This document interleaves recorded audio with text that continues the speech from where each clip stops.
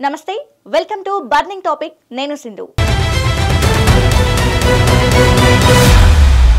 America అధ్యక్షుడు Donald Trump ప్రపంచంలోనే అత్యంత ధనవంతుడైన ఎలన్ మస్క్ మధ్య స్నేహం ఒకప్పుడు బలంగా ఉండేది కానీ ఇప్పుడు ఆ బంధం బీటలు వారింది ఇటీవల వీరిద్దరి మధ్య తీవ్రమైన వివాదం చోటు చేసుకుంది ఇది సోషల్ మీడియాలో బహిరంగ గొడవగా మారింది ఇప్పుడు మస్క్ కొత్తగా అమెరికా పార్టీ అనే రాజకీయ పార్టీని స్థాపించే ఆలోచనలో ఉన్నారని ప్రచారం జరుగుతోంది ఈ వివాదం ఎందుకు రగిలింది మస్క్ ఆరోపణలు ఏమిటి కొత్త పార్టీ స్థాపన ఎంతవరకు నిజం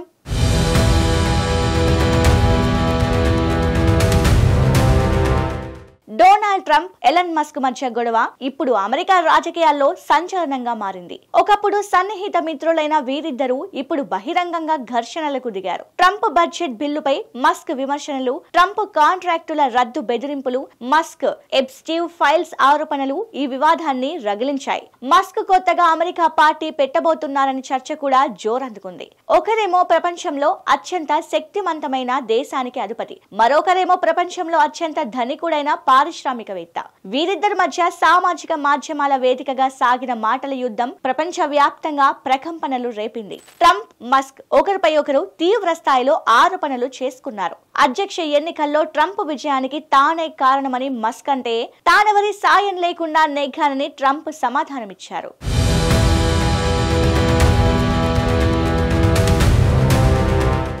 ఎలన్ కు తనకు మధ్య మంచి బంధం ఉండేదని ఇప్పుడు అది ఉందో లేదో తెలియదని ట్రంప్ వ్యాఖ్యానించారు అప్పటి నుంచి ఇద్దరి మధ్య మాటలు తూటాలు సామాజిక మాధ్యమాల్లో పేలాయి ట్రంప్ ను అభిశంసించాలంటూ ఓ నెటిజన్ పెట్టిన పోస్టును మస్క్ సమర్థించారు ఉపాధ్యక్షుడు జేడీ వాన్స్ తో ఆ స్థానాన్ని భర్తీ చేయాలని ఆ పోస్టులో ఉంది దీన్ని మస్క్ రీపోస్ట్ చేసి అవును అని రాసుకొచ్చారు వరుసగా ట్రంప్ నకు వ్యతిరేకంగా పోస్టులు వస్తున్న సమయంలో మస్క్ ఓ ఆసక్తికర చర్చకు తెరలేపారు కొత్త రాజకీయ పార్టీ ఏర్పాటు గురించి ప్రస్తావించారు 80% అమెరికన్ కు ప్రాతినిధ్యం వహించేలా కొత్త పార్టీ స్థాపించడానికి ఇది తగిన సమయమా అంటూ తన 22 కోట్ల ఫాలోవర్లను ఎక్స్ లో ప్రశ్నించారు అటు మస్క్ ఆరోపణలపై తన సొంత సామాజిక మాధ్యమం ట్రూత్ వేదికగా ట్రంప్ స్పందించారు దేశ బడ్జెట్ లో డబ్బులు ఆదా చేయాలంటే ఎలన్ సంస్థలకు ప్రభుత్వ రాయితీలు కాంట్రాక్టులు రద్దు చేస్తే సరిపోతుందని అన్నారు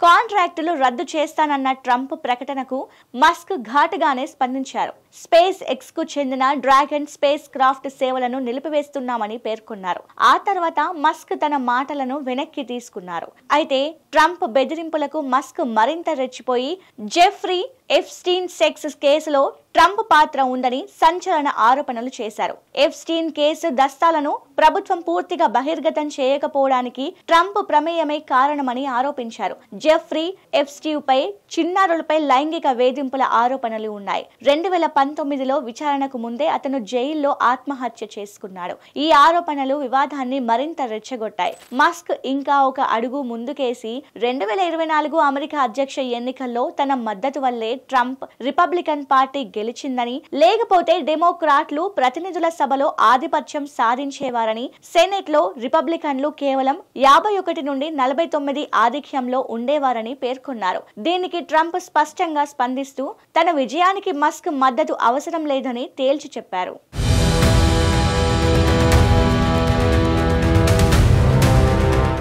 ట్రంప్ హత్యాయత్న సమయంలో మస్క్ ఆయనకు అండగా నిలవడంతో వీరి స్నేహం మొదలైంది అప్పట్లో మస్క్ ట్రంప్ ఎన్నికల యంత్రాంగంలో కీలక పాత్ర పోషించారు డిపార్ట్మెంట్ ఆఫ్ గవర్నమెంట్ ఎఫిషియన్సీకు నాయకత్వం వహించారు కానీ ఇటీవల ఆ బాధ్యతల నుంచి తప్పుకున్నారు ఈ గొడవకు కొద్ది రోజుల ముందు ట్రంప్ మస్క్ కు శ్వేత సౌధంలో బంగారు తాళం బహుమతిగా ఇచ్చారు కానీ బడ్జెట్ బిల్లు విషయంలో విభేదాలతో అంతా మారిపోయింది ఈ వివాదం మరో కొత్త మలుపు తీసుకుంది మస్క్ అమెరికా పార్టీ అనే కొత్త రాజకీయ పార్టీని స్థాపించే ఆలోచనలో ఉన్నారని ఊహాగానాలు సాగుతున్నాయి మస్క్ ఈ ఆలోచనను బహిరంగంగా ధృవీకరించలేదు కానీ సోషల్ మీడియాలో ఈ చర్చ జోరందుకుంది ఈ గొడవ అమెరికా రాజకీయాల్లో ఎలాంటి మార్పులు తెస్తోంది ట్రంప్ మస్క్ మధ్య ఈ వివాదం ఎక్కడి వరకు వెళ్తోంది ఈ ప్రశ్నలు రాబోయే రోజుల్లో సమాధానం కోసం ఎదురు చూస్తున్నాయి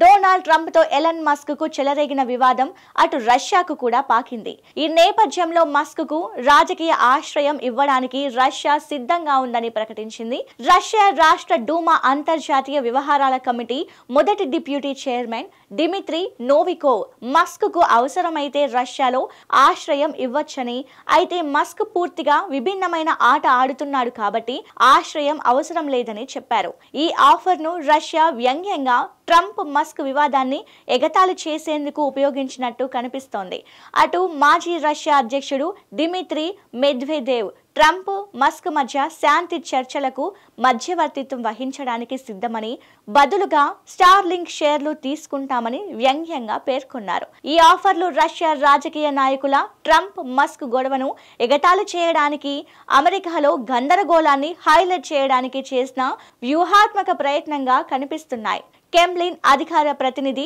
డిమిత్రీ పెస్కోవ్ మాత్రం ఈ వివాదాన్ని అమెరికా అంతర్గత విషయంగా పేర్కొంటూ రష్యా జోక్యం చేసుకోబోదని స్పష్టం చేశారు.